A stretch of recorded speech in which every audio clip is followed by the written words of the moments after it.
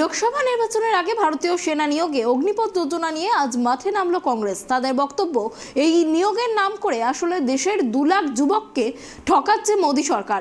আজ এই বিষয়টি নিয়ে কংগ্রেস সভাপতি মল্লিকার্জুন খার্গে চিঠি লিখেছেন রাষ্ট্রপতি দ্রৌপদী মুর্মুকে।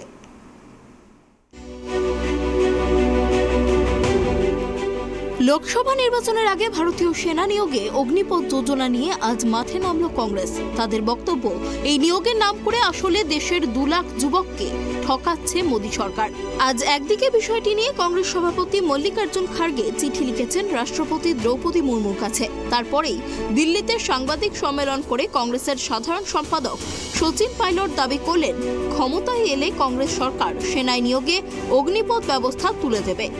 এখানেই না থেমে রাষ্ট্রপতিকে লেখা দলের সভাপতির চিঠি ট্যাগ করে নিজেদের এক্স হ্যান্ডেলে পোস্ট করেছেন কংগ্রেস নেতা রাহুল গান্ধী ও প্রিয়াঙ্কা গান্ধী। রাহুলের কথায়, আমরা সবসময় সেনার পাশে আছি। প্রিয়াঙ্কা বলেছেন, শীত, গ্রীষ্ম, বর্ষা সেনাবাহিনী দেশের জন্য লড়াই করে। তাদের স্বপ্ন ভেঙে যাচ্ছে বৈষম্যমূলক নিয়োগ প্রক্রিয়ার জন্য। পদাধিকার বলে রাষ্ট্রপতি হলেন প্রতিরক্ষা বাহিনীর প্রধান। কংগ্রেস সভাপতি তাই রাষ্ট্রপতির হস্তক্ষেপ চেয়ে বলেছেন, সেনায় নিয়োগের এই ব্যবস্থা বাহিনীর মধ্যে বিভাজন তৈরি হচ্ছে। এই ব্যবস্থা তুলে দেওয়া বাঞ্ছনীয়। প্রসঙ্গত, 2022 সালে ভারত সরকার সেনায় অগ্নিবীর যোজনা চালু করে। এই ব্যবস্থায় 17 থেকে 21 বছর বয়স পর্যন্ত যুবক যুবতীদের 4 বছরের জন্য নিয়োগ করা হয়। এই যোজনায় 4 বছর পর 25% রেখে বাকিদের বসিয়ে দেওয়া হয়। সার্ভিসে থেকে যাওয়া 25% সেনা আরও 11 বছর চাকরি করতে পারবেন। খার্গের বক্তব্য, এই ব্যবস্থা অমানবিক এবং সেনাবাহিনীর জন্য ক্ষতিকর। এইভাবে 2 লাখ যুবককে ঠকানো হয়েছে। যদিও সরকার ও সেনাকর্তাদের বক্তব্য, বাহিনীতে বিপুল শূন্যপদ পূরণ এবং সেনার বেতন খাতে ব্যয় সংকোচের লক্ষ্যেই অগ্নিবীর যোজনা চালু করা হয়েছে। जैसा कि अभी आपको हमारे साथी सचिन जी ने बताया, अग्निपथ योजना के बारे में हमारी क्या कांग्रेस पार्टी का क्या स्टैंड रहा है। शुरू से हमारी मांग रही है कि इसको वापस लिया जाए और पक्की भर्ती शुरू की जाए।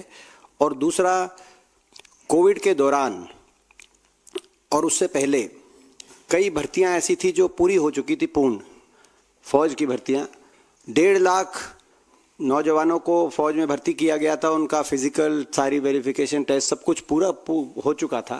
ज्वाइनिंग शेष बाकी थी। लेकिन जब ये अग्निपथ योजना आई तो वो 1.5 लाख जो पक्की भर्ती में सरकार द्वारा चयनित नौजवान थे, उनकी ज्वाइनिंग पे प्रश्न चिन्ह लग गया। आज तक वो दर दर की ठोकरें खा रहे हैं। जंतर मंतर पे धरना बहुत लंबे समय से चल रहा है। मैं स्वयं कई बार उस धरने में गया हूँ। 1.5 लाख ऐसे बच्चे हैं। ये हमारे कांग्रेस पार्टी के पूर्व अध्यक्ष राहुल गांधी जी से मिले।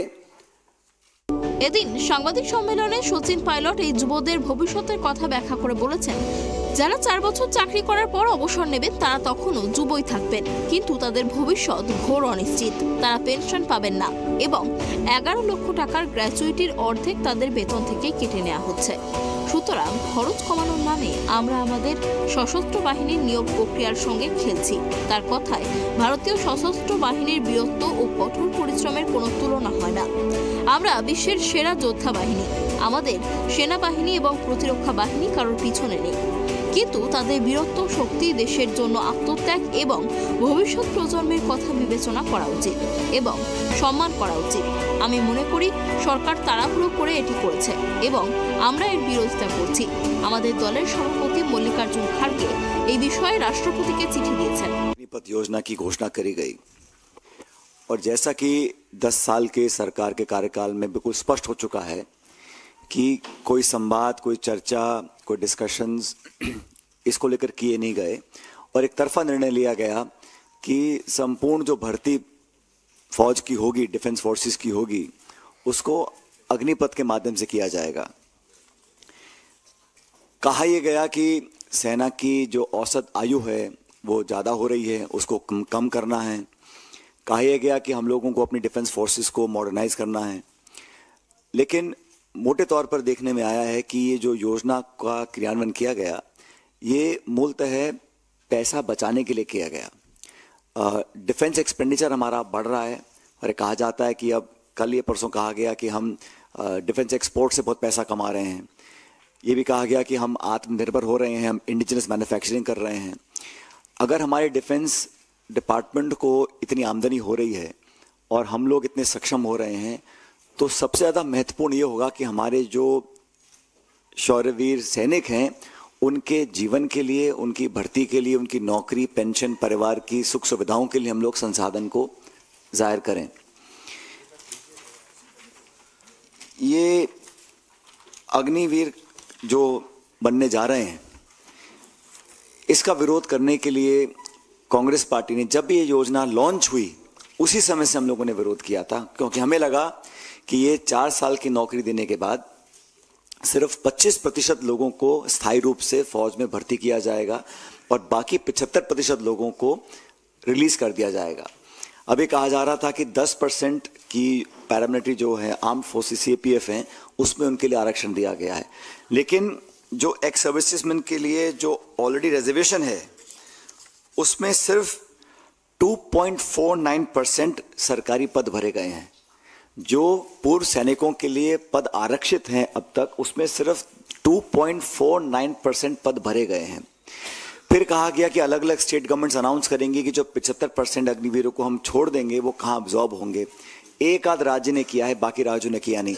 बेसिकली जो लोग 4 साल की नौकरी के बाद एक कम उम्र में रिटायर हो जाएंगे, उनके भविष्य का कुछ पता नहीं, उनको पेंशन भी नहीं मिलेगी, उनको ग्रेच्युटी जो 11 लाख रुपए की दी जा रही है उसका भी जो आधा पैसा है उनकी तनख्वाह से कट रहा है। तो कहीं ना कहीं ये कॉस्ट कटिंग के चक्कर में हम लोग अपनी सेना की भर्ती की जो प्रक्रिया है उससे खिलवाड़ कर रहे हैं। প্রসঙ্গত রাহুল গান্ধী গোড়া থেকেই এই ব্যবস্থার বিরোধিতা করে আসছেন, এমনকি অবসরপ্রাপ্ত বহু সেনাকর্তাও এই ব্যবস্থা নিয়ে আপত্তি তুলেছেন। আজ খার্গের দাবি, অগ্নিপথ স্কিমেও 2 লাখের বেশি প্রার্থী পরীক্ষায় পাশ করে বসে আছেন, তারা চাকরি পাচ্ছেন না।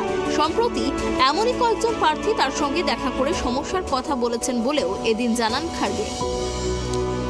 Bureau report, tribe TV Bangla.